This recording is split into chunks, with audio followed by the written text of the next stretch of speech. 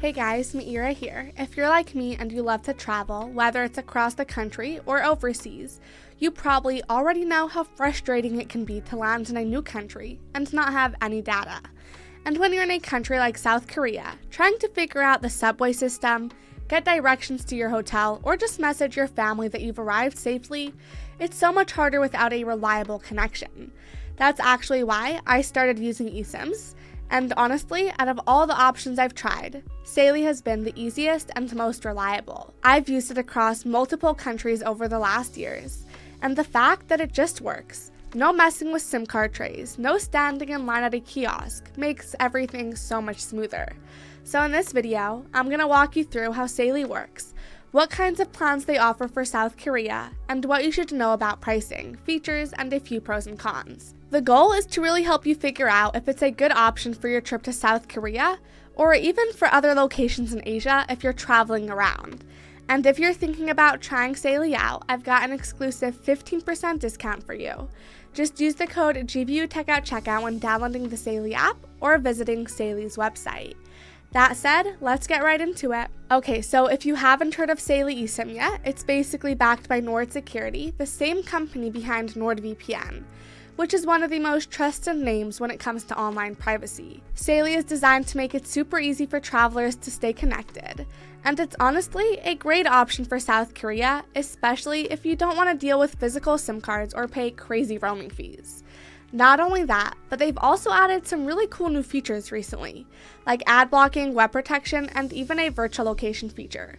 So it's not just about staying connected anymore, it also helps keep your browsing a little more private and secure. Now, getting started with Saily is actually super easy, even if you've never used an eSIM before. You just download the Saily app from the App Store or Google Play, or you can go through their website if that's easier for you. Then you pick your destination. So for this trip, you'd select South Korea and choose a data plan based on how long you'll be staying and how much data you think you'll need. And one of my favorite things about Saily is that you only have to install the eSIM once, unlike some other services where you have to download a different eSIM for every country. Saily's setup works across multiple destinations. So let's say if you're starting your trip in Seoul and planning to visit other countries in Asia afterward, you don't have to switch anything out. Just set it up once and you're good to go. The app also walks you through the entire process step by step, and it only takes a few minutes. Just a heads up though, you do need Wi-Fi to activate your eSIM, and so what I usually like to do is install the eSIM while I'm still at home, and then wait to activate either right before I head out or even at the airport. That way, the second that you land in South Korea, your phone connects automatically. No SIM card swaps, no searching for Wi-Fi, and no stress. Alright, so if you're heading to South Korea, Saily has a range of data plans that can fit just about every type of trip, whether you're staying in Seoul or exploring the countryside. The plans start at just about $4 for 1 GB of data that lasts for 7 days, which is perfect if you just need basic coverage for maps and messaging. If you need a little more, you've got options like 3 GB for around $9, 5 GB for about $11, or 10 GB for $20. All of which are valid for 30 days. And if you're someone who's always on your phone, whether it's for uploading photos, using GPS a lot, or even doing a bit of streaming, there's also a 20 GB plan for around $32. Plus, if you're planning to travel to other nearby countries after South Korea, Saily also offers regional plans that cover multiple destinations, so you won't have to keep switching eSIMs along the way. And again, don't forget, if you're thinking about giving it a try, you can use my discount code GVUTECH at checkout when downloading the Saily app. It'll get you 15% off of your plan. Okay, now let's get into some of the pros and cons, starting with the pros. So one of the biggest things that stood out to me about Saily is their focus on built-in security features. Like I said, they've included an ad blocker, which not only cuts down on annoying pop-ups, but also helps save your data. There's even web protection to keep you safe from sketchy websites and potential malware, which is super helpful if you're using public Wi-Fi in places like airports or cafes. And on top of that, there's a virtual location feature that helps mask your real location while you browse, giving you a little more privacy no matter where you are. These might seem like small things, but when you're traveling and constantly connecting to unfamiliar networks, having that extra layer of security really gives you peace of mind. Another thing is the app keeps track of your data usage, which I found super helpful. I'd basically get a notification when I hit around 80% of my data limit, so I knew if I needed to top up before running out. And if I did need more data, adding it is super quick and easy, so you never have to worry about being disconnected.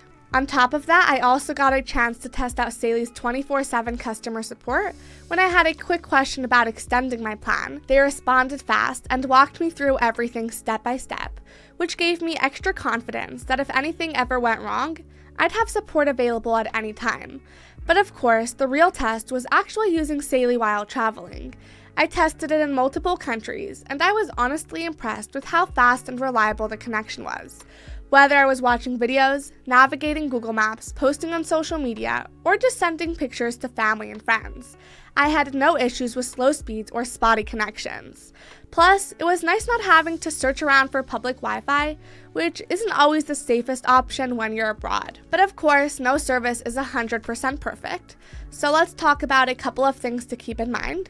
First off, Saily is data only, so if you need to make calls or send texts, you'll have to use apps like WhatsApp, FaceTime, or Telegram. But let's be honest, that's how most of us communicate anyway these days, so in my opinion, it's really not a big deal. Another thing is that a compatibility check is required. Users need to make sure that their devices are compatible with eSIM technology before they can use Saily service. And even though most modern smartphones support eSIMs, checking compatibility is an extra step that users need to take, which could be a bit bothersome, but this is with all eSIMs, not just Saily. So to wrap it all up, if you're heading to South Korea and you want an easy, stress-free way to stay connected the moment that you land, I genuinely think Saily is a great option. It's super simple to set up, the data plans are affordable, and the connection has been fast and reliable every time I've used it. On top of that, the security features like ad blocking, web protection, and the virtual location option are a big plus, especially when you're traveling and hopping on random public Wi-Fi networks. And I love that you don't need to mess with physical SIM cards or worry about finding a local store right when you land, when you're just super exhausted. You just install it once, activate it, and you're good to go. Whether you're spending your time in Seoul or traveling throughout Asia, having mobile data right away really makes the entire trip smoother. So if that sounds like something that you'd want for your next trip, I'd definitely recommend checking Saily out. And again, if you're thinking about giving it a try, don't forget to use my discount code GVUTECH when you download the Saily app or visit their website to get 15% off of your plan. Anyway, that'll be all for today's video. I hope you found it helpful. If you did, please hit that like button and subscribe for more videos like this one.